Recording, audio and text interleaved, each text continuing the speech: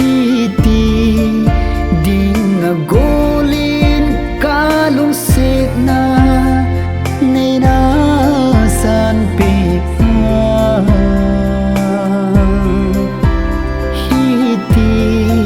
hi ti a ke pu do na ding a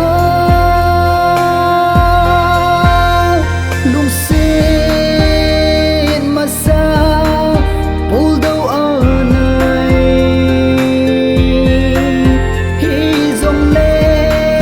se mai tan o lung dei sa pang ki lung se i ze in i kitep na mul so zo lo vi pa bangi a chul tai go de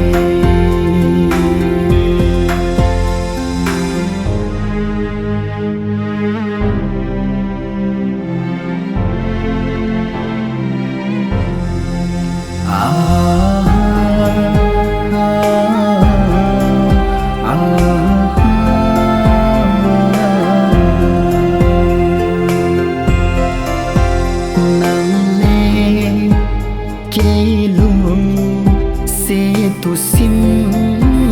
hi o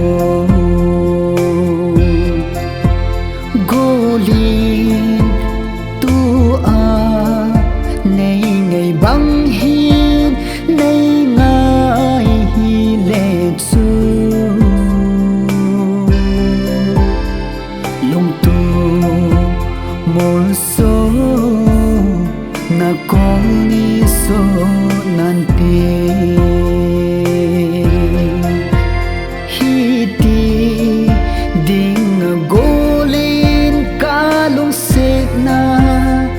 nay na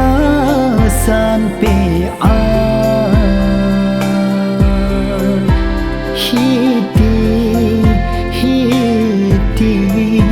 a ke pul do na ding a lung sen ma sa pul do a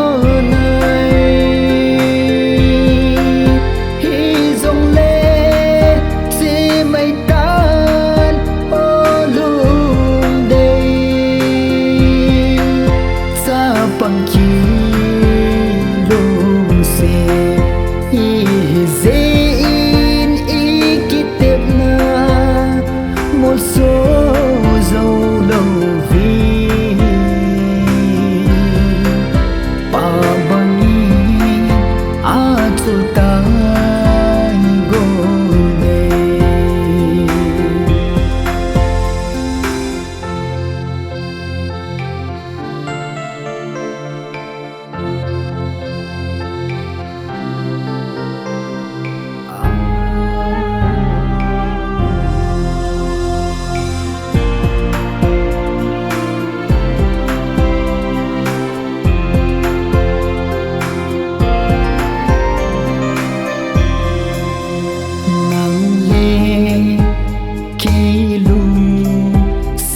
tu sim hi o ang dang la ya lung tu mol so na hi mai hen na phu chan na ham giang pha mai tan